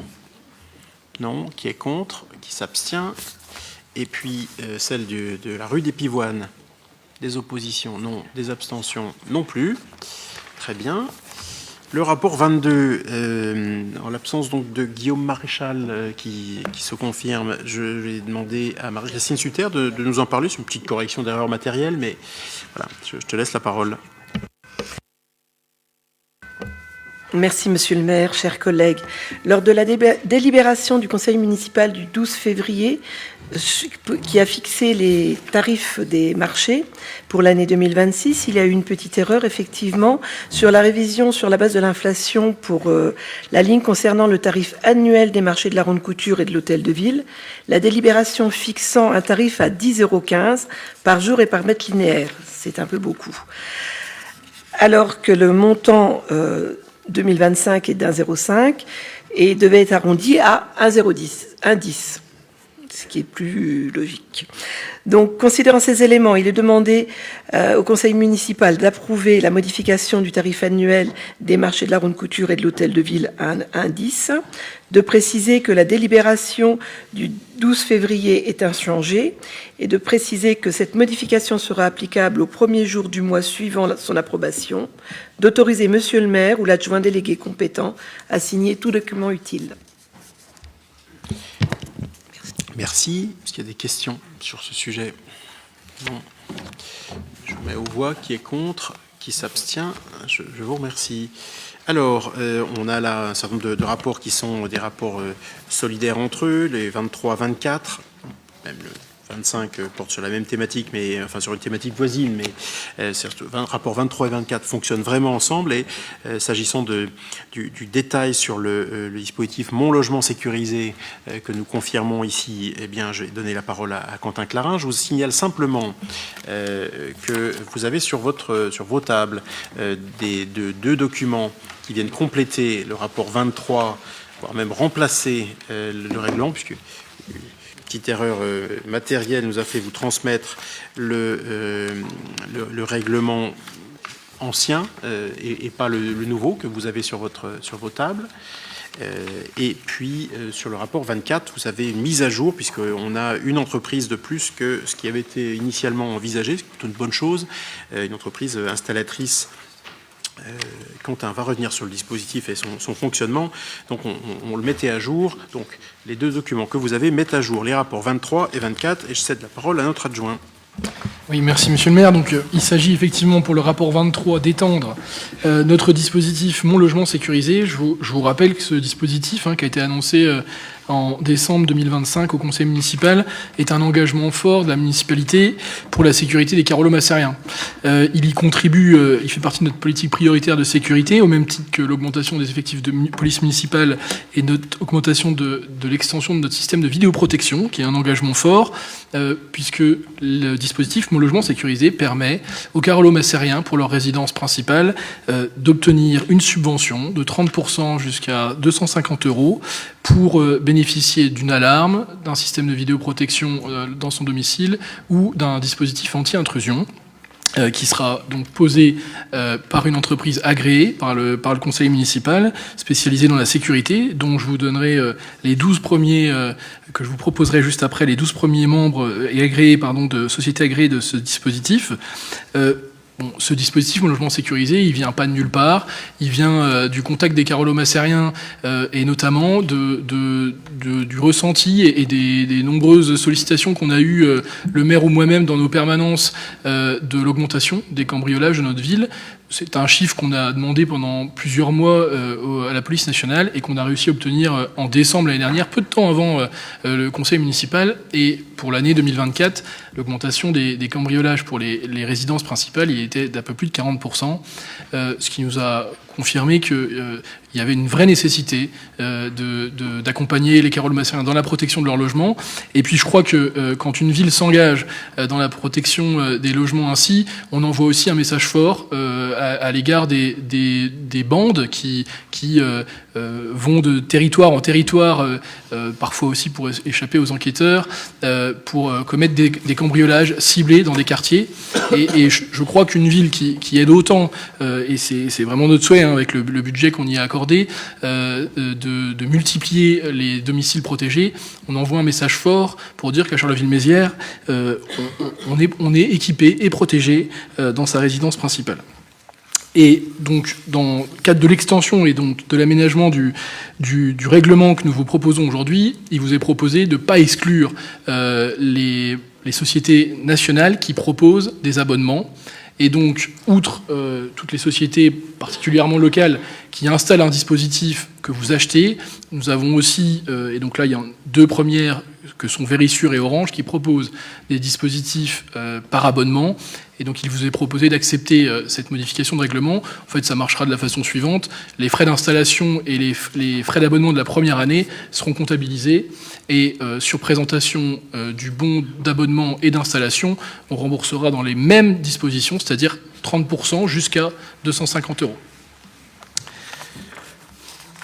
Donc, pour le premier le rapport 23, donc il vous est proposé d'approuver la modification du dispositif communal Mon Logement Sécurisé, d'approuver les modalités d'attribution de l'aide applicable aux abonnements, à savoir une participation financière de la commune à hauteur de 30% du coût supporté par le bénéficiaire dans la limite de 250 € par logement versé en une seule fois.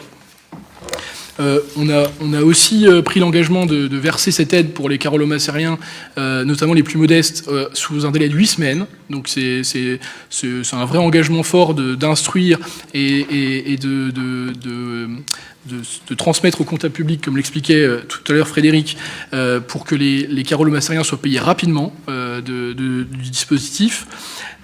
Et donc, voilà, je crois que c'est aussi, ça fait partie toujours de nos engagements. Je crois qu'on dit ce qu'on fait, on fait ce qu'on dit et on le respecte et rapidement, puisque c'est dès le deuxième conseil qu'on met en œuvre ce dispositif. On a d'ailleurs, donc dès demain, on sera éligible puisqu'on va ensuite voter les sociétés agréées. Et pour vous donner un exemple, aujourd'hui, on a reçu 17 demandes de carolo-macériens pour remplir le formulaire qui sera ouvert dès demain sur le site internet de la ville. Donc je crois que ça démontre, et ça s'ajoute évidemment à toutes les demandes qu'on a eues ces dernières semaines. Et nous avons fait le choix d'ailleurs de ne pas exclure les carolo-macériens qui seraient équipés depuis l'annonce de dispositif, donc depuis le 18 décembre 2025. Donc tous ceux qui auront installé un dispositif qui est éligible à notre règlement pourront solliciter cette aide entre le 18 décembre et évidemment à partir de demain. Donc on n'a pas souhaité exclure tous ceux qui, depuis cette annonce, ont pu s'équiper et pourront en bénéficier donc a posteriori. C'est une petite exception à la règle. Voilà. Donc il vous est proposé aussi d'approuver la mise à jour du règlement du dispositif Mon Logement Sécurisé,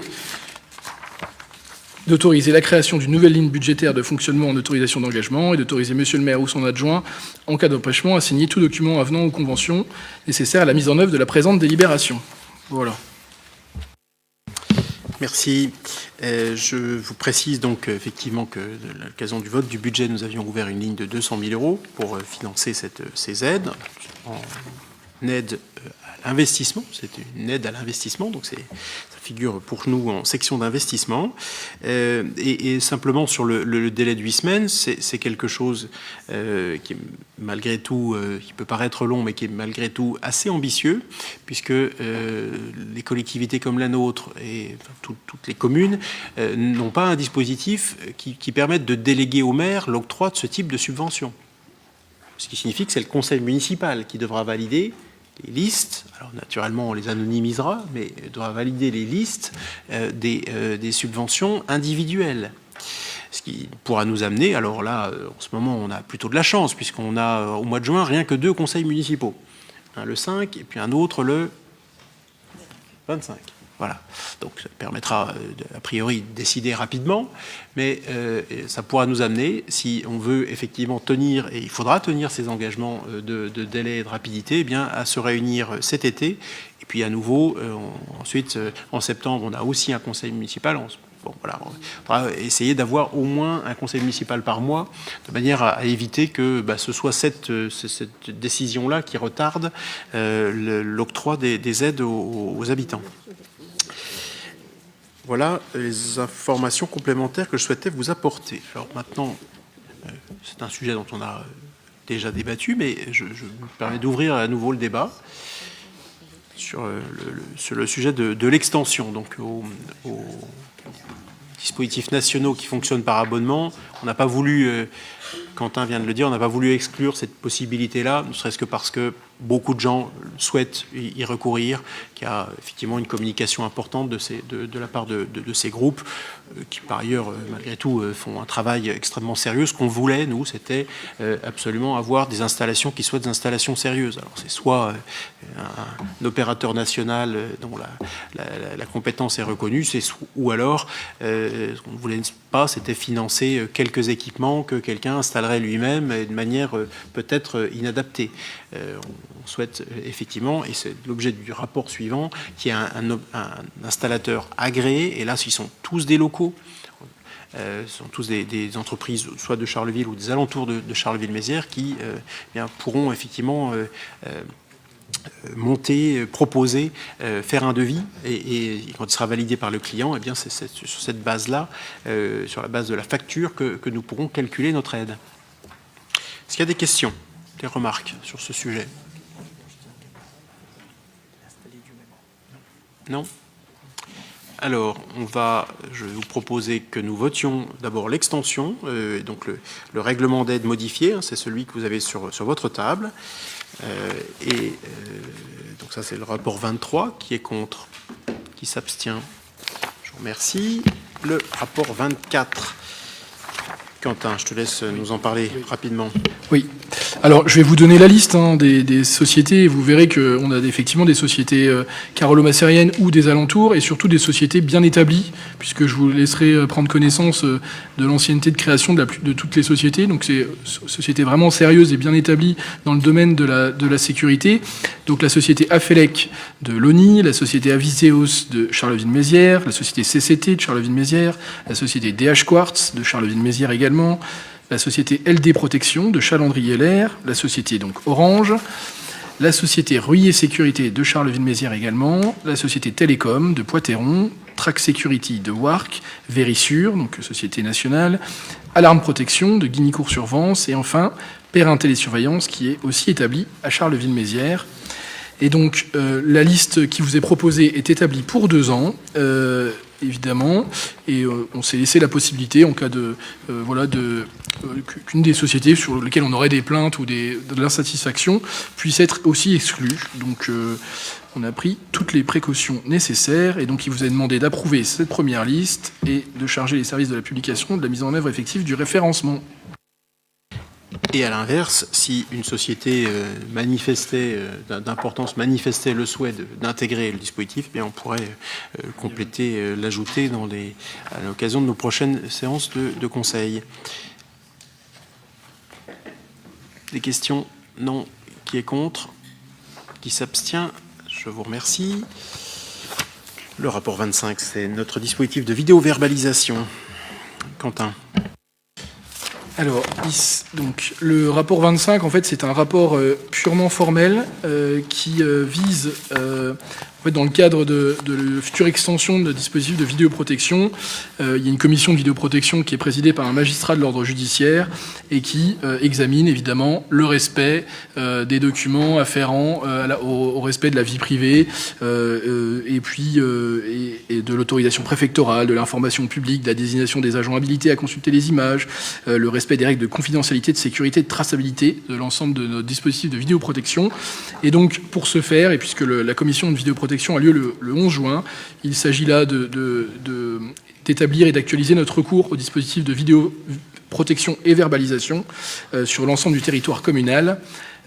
Et donc, vous savez aussi évidemment que la vidéo-verbalisation, elle constitue aussi un outil utile pour renforcer le respect du code de la route, des comportements dangereux, de la sécurité de nos usagers, soutenir évidemment l'action de la police municipale et assurer une meilleure réactivité dans la constatation de certaines infractions. Donc voilà, pour l'ensemble de ces éléments, il vous est demandé d'approuver l'actualisation du dispositif de vidéo-verbalisation sur le territoire communal, d'autoriser monsieur le maire ou son adjoint à continuer de mettre en œuvre ce dispositif dans le respect des autorisations administratives requises et de nous autoriser à désigner les agents habilités à accéder aux images et à constater les infractions dans le cadre légal applicable. Merci. Est-ce qu'il y a des questions? Oui, Madame Perrin-Toinin. Oui, mais je vous remercie, Monsieur le maire.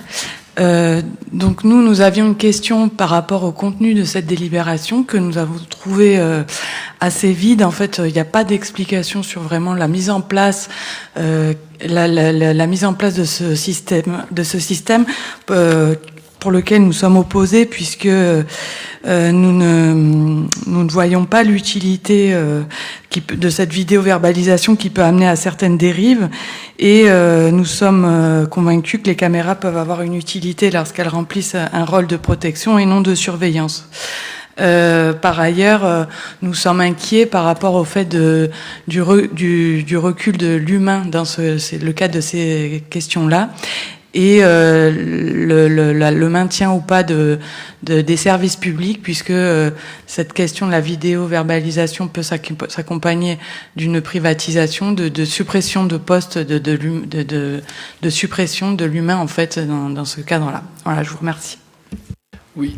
Alors pour le coup, d'abord, je vais vous répondre sur la question de l'automatisation, etc.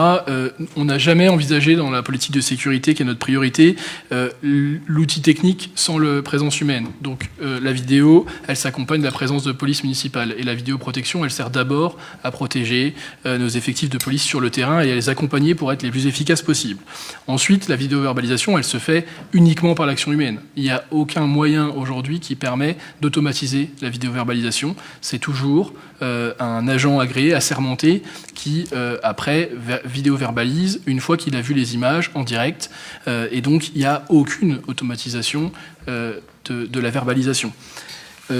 Enfin, et donc du coup, bon, voilà, sur ces questions-là, sur la question que vous posiez également du vide, en fait c'est un rapport formel qui rappelle qu'on peut vidéo-verbaliser, qui aussi réaffirme notre dispositif de vidéoprotection sur l'ensemble de la ville. Et par ailleurs, et c'est ce qui est bien précisé, c'est qu'on a une commission de vidéoprotection départementale qui est présidée par un juge judiciaire, dont est membre un membre du commissariat qui vérifie les raisons pour lesquelles on implante une caméra à un endroit, qui vérifie aussi avec la CNIL que le respect de la vie privée est assuré.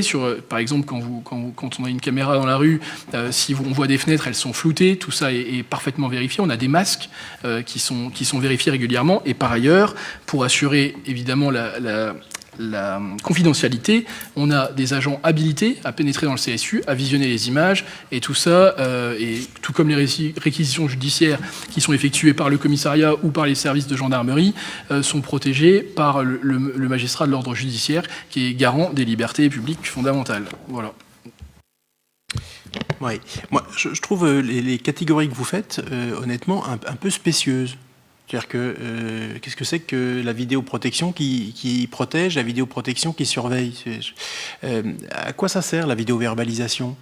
Ça sert par exemple à verbaliser des véhicules qui traversent à grande vitesse notre ville, qu'on voit passer aux caméras, qui franchissent les feux rouges, qui mettent en danger la vie des gens, des usagers, des autres usagers de la route. Et donc, quand on a un véhicule qui fait ça, on le voit aux caméras, on a sa plaque d'immatriculation, on vidéo-verbalise.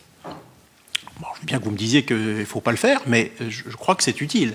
Je crois que c'est utile et que si on n'avait pas ça, on a par exemple un certain nombre de cortèges de mariage qui parfois dérapent et qui là, eh bien effectivement, auraient alors toute l'attitude et une impunité quasi totale parce que mobiliser les ressources policières sur place pour verbaliser des dizaines d'infractions, je ne sais pas comment on pourrait y parvenir. Bref, voilà, juste, on commence à se connaître, ou plutôt, commencement, j'entends ce que vous dites et j'ai du mal à voir comment ça s'applique. En tout cas, la vidéo-verbalisation telle que nous la pratiquons ici, elle est extrêmement limitée.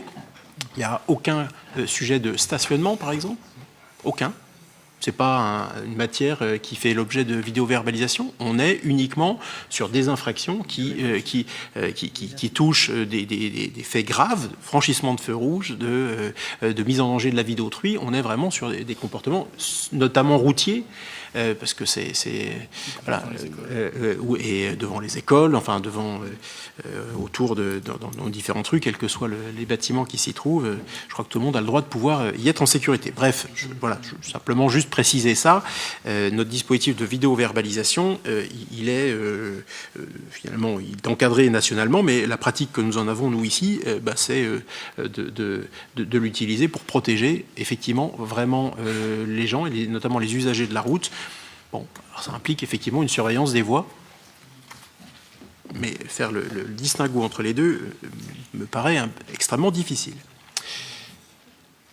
Cette précision étant faite, naturellement chacun vote ce qu'il veut, ici, conseil municipal de Charleville-Mézières, voilà. Pas parce qu'on n'est pas d'accord qu'on ne respecte pas la position des gens avec lesquels on est en désaccord. Alors, sur ce rapport, qui est contre? Qui s'abstient? C'est noté. Le rapport 26, donc là on revient sur un sujet d'organisation de nos instances de dialogue social. C'est donc notre adjointe aux ressources humaines, Sandrine Millet, qui va nous en parler. Merci. Les prochaines élections professionnelles sont fixées au 10 décembre 2026. Dans ce cadre, l'autorité territoriale, en concertation avec les organisations syndicales et avis du comité social territorial, détermine les modalités d'organisation et la composition des instances représentatives du personnel. Et il y en a principalement 3. Le CST, le comité social territorial, qui est composé de 8 représentants titulaires pour un effectif compris entre 1000 et 2000 agents. Les CAP, ce sont les commissions administratives et paritaires. Il y en a 3 pour la catégorie A, 4 représentants pour un effectif de 47 agents. La catégorie B, 4 représentants pour un effectif de 100. Et la catégorie C, 6 représentants pour 669. La CCP, c'est la commission consultative paritaire pour la ville et le CCAS. Il y a 4 représentants pour un effectif de 232 agents contractuels. Pour chaque, le nombre de suppléants est égal au nombre de titulaires. Par ailleurs, le périmètre du CST étant supérieur à 200 agents, une F3 SCT doit être mise en place. Cette formation concerne la santé, la sécurité et les conditions de travail. En annexe, vous trouvez le calendrier organisationnel des élections professionnelles et le projet de protocole préélectoral. Il est à préciser que l'autorité territoriale a décidé de recourir au vote électronique ainsi qu'au vote à l'urne. Les listes des candidats devront être déposées au plus tard le 29 octobre 2026. Le 9 novembre aura lieu la publication officielle des listes. J'ai perdu la feuille. Considérant ces éléments, il est demandé au conseil municipal de fixer la composition et les modalités d'organisation des instances de dialogue social et de la ville de Charleville et de son CCAS, d'approuver le recours au vote mixte, vote électronique par Internet et vote à l'urne en tant que modalité de vote pour l'organisation des élections professionnelles du 10 décembre 2026 pour la ville de Charleville et son CCAS, d'approuver le protocole préélectoral et le calendrier organisationnel, et d'autoriser Monsieur le maire ou l'adjointe déléguée aux ressources humaines à signer tout acte nécessaire aux effets ci-dessus. Merci. Merci Sandrine. Alors, est-ce qu'il y a des questions sur cette organisation, y compris on est en année électorale aussi pour les organisations syndicales? Pas de questions. Qui est contre l'adoption de ce rapport? Qui s'abstient? Je vous remercie. J'ai reçu un vœu présenté par le groupe Ensemble une autre ville, et donc je vais donc laisser, j'imagine, Damien Leroux nous le présenter, et puis je vous répondrai ensuite sur ce que m'inspire le dépôt de ce vœu. Merci, Monsieur le maire, chers collègues. Effectivement, notre groupe a souhaité présenter ce vœu. Comme je le dis toujours, la santé n'a pas de couleur et d'étiquette politique. Ce vœu relatif à la défense et à l'amélioration des conditions d'accueil aux urgences du centre hospitalier de Charleville-Mézières. Considérant les difficultés persistantes rencontrées par les usagers du service des urgences du centre hospitalier de Charleville-Mézières, notamment en matière de délai d'attente, de saturation et de conditions d'accueil, considérant 1900 signatures et les nombreux témoignages recueillis ainsi que les mobilisations citoyennes en cours, considérant les démarches engagées par le comité de défense des hôpitaux de proximité des Ardennes, considérant les conditions d'exercice particulièrement dégradées par les professionnels de santé liées notamment au manque de personnel, à la tension des services et au manque de lits, considérant la nécessité de garantir à chacune et à chacun un accès digne, humain et sécurisé aux soins d'urgence.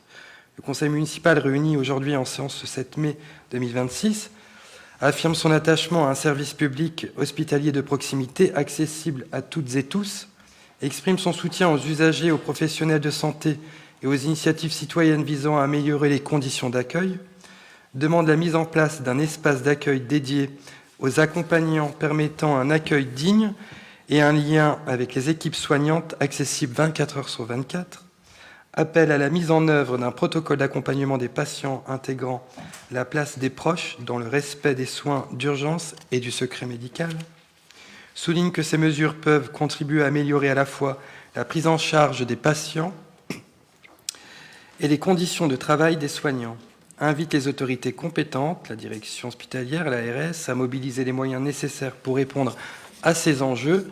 En conséquence, le conseil municipal de la ville de Charleville-Mézières émet le vœu des mesures concrètes et rapides soient engagées afin d'améliorer significativement les conditions d'accueil et de prise en charge aux urgences.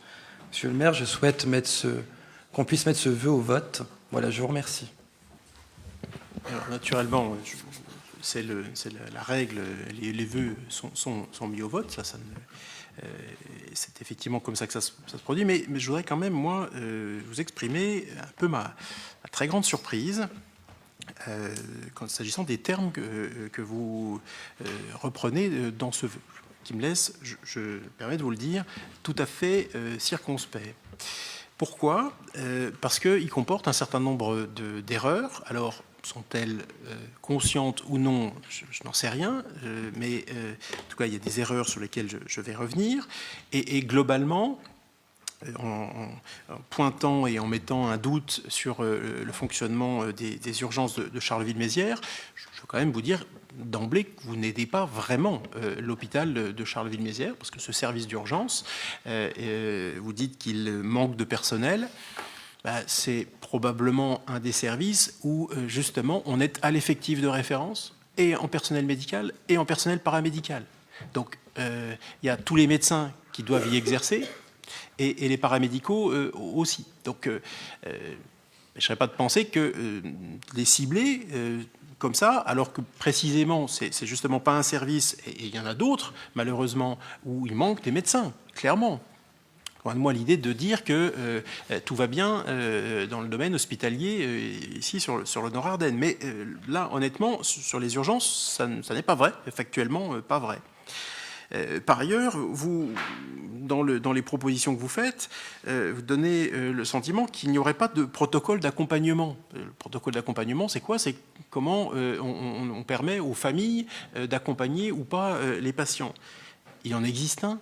Et il en existe un depuis septembre 2023, qui a été refondu, et donc il y a aujourd'hui des possibilités. Effectivement, à la décision du médecin qui reçoit, mais il y a la possibilité pour une personne d'accompagner, et même s'agissant, je crois, de cas de personnes qui se trouvent en situation extrêmement compliquée en fin de vie, la possibilité d'avoir un groupe plus large, mais pour des raisons de sécurité, mais aussi d'exiguïté des locaux. C'est bien le principal problème de ces urgences aujourd'hui, c'est le manque de place. Bien, effectivement, il y a un choix qui est généralement fait et demandé à la famille d'une personne pour accompagner. Et donc, il y a un protocole d'accompagnement qui fonctionne. Là, on ne peut pas demander la mise en œuvre d'un protocole alors qu'il est en place. Et je crois le plus ennuyeux, c'est la mise en place d'un espace d'accueil dédié aux accompagnants. Alors effectivement, il n'existe pas cet espace d'accueil. Mais ce qui existe, c'est le projet. Et il existe depuis déjà maintenant plusieurs mois. Et oui. Et en fait, il y a un comité de défense des hôpitaux de proximité des Ardennes qui a été reçu juste 2 fois au mois de mars par la direction de l'hôpital, pour justement présenter ce projet. Ce projet, il est en cours de réalisation. Il y en a quand même pour 60 000 euros de travaux.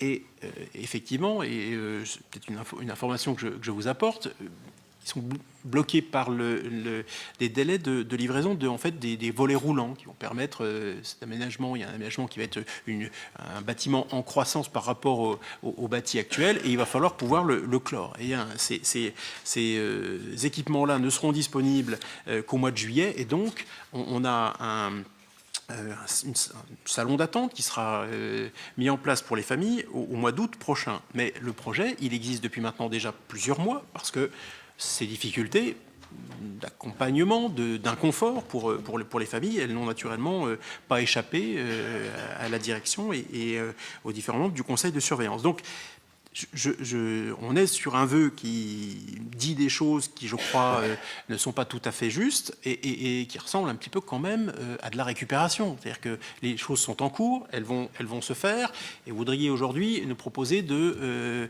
voter dessus pour donner le sentiment que c'est sur votre initiative que les choses avancent. Je crois que c'est pas tout à fait ça. Et donc, moi, ce vœu, écoutez, il vous appartient, mais je le trouve finalement regrettable dans le contexte. On a un hôpital qui se bat courageusement pour essayer d'offrir des soins adaptés à nos concitoyens. Je ne pense pas qu'il ait besoin que la ville de Charleville-Mézières prenne position contre lui ou en pointant des insuffisances qui en réalité n'existent pas.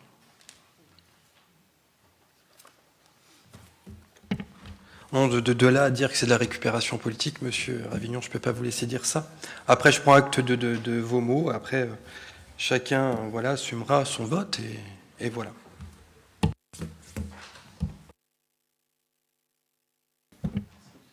De la majorité à s'abstenir sur ce vœu qui, je crois, n'a aujourd'hui pas d'utilité.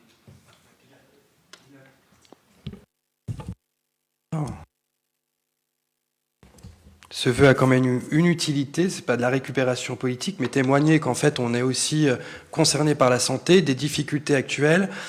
Il y a quand même des syndicats, il y a quand même aussi l'association de défense des hôpitaux qui ont encore manifesté dernièrement. Je pense que ces choses-là, je les invente pas, c'est pas de la récupération pour dire le rouge, il a présenté un vœu, voilà, c'est merveilleux, c'est grâce à lui si ça avance. C'est justement, comme je l'ai dit dès le départ, dans cette instance, que c'est un travail collectif, et ce vœu, s'il est voté par l'ensemble des conseillers autour de cette table, moi j'en serais ravi. Je ne peux pas entendre que c'est de la récupération politique. Écoutez, puisque les projets sont lancés et qu'ils sont en cours de réalisation et que vous venez aujourd'hui nous expliquer qu'il faut les faire, je suis désolé, mais les apparences sont au moins au minimum contre vous. Bah écoutez, voyez avec les associations et puis oui. Faites en sorte que les choses avancent plus vite. Pas de souci. Puisque c'est aussi un souhait des familles. Bien sûr. Comptez sur moi. Je les entends comme vous, je les rencontre. Et le comité de défense, j'ai eu aussi l'occasion de les recevoir, moi aussi, et de parler avec elles. Oui. Pourquoi ? Si vous abstenez. Oui, mais alors pour ça. Je sais bien. Je m'en fous.